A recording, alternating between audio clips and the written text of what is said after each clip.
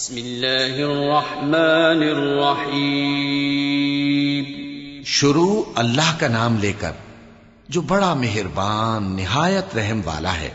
يسبح لله ما في السماوات وما في الأرض الملك القدوس العزيز الحكيم هو الذي بعث في الأميين رسولا منهم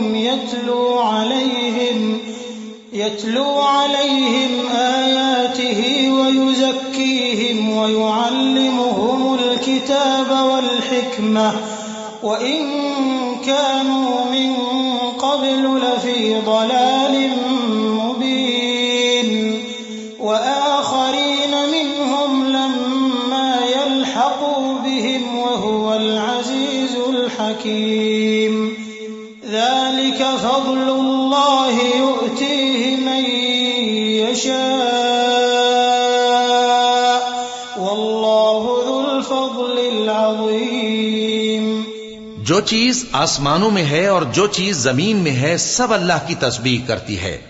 جو بادشاہ حقیقی ہے پاک ہے زبردست ہے حکمت والا ہے.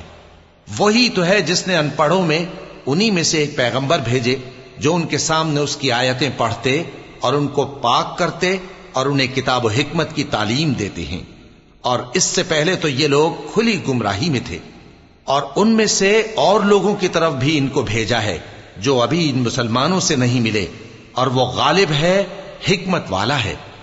یہ اللہ کا فضل ہے جسے چاہتا ہے عطا فرماتا ہے اور اللہ بڑے فضل کا مالک ہے.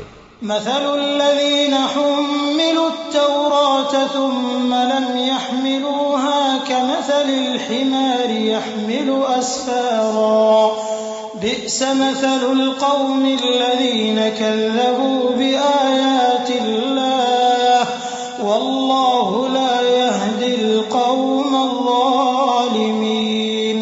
قل يا أيها الذين هادوا إن زعمتم أنكم أولياء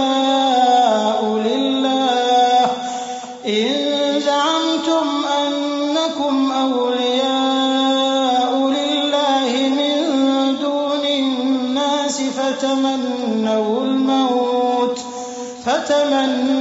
الموت إن كنتم صادقين ولا يتمنونه أبدا بما قدمت أيديهم والله عليم بالظالمين. جن لوگوں کو تورات کا حامل بنایا گیا پھر انہوں نے اس کے حامل ہونے کا حق ادا نہ کیا. ان کی مثال گدھے کی سی ہے جس پر بڑی بڑی کتابیں لدی ہوں. جو لوگ اللہ کی آیتوں کی تکذیب کرتے ہیں ان کی مثال بری ہے اور اللہ ظالم لوگوں کو ہدایت نہیں دیتا. کہہ دو کہ اے یہود اگر تم کو یہ دعویٰ ہو کہ تم ہی اللہ کے دوست ہو اور دوسرے لوگ نہیں تو اگر تم سچے ہو تو ذرا موت کی آرزو تو کرو.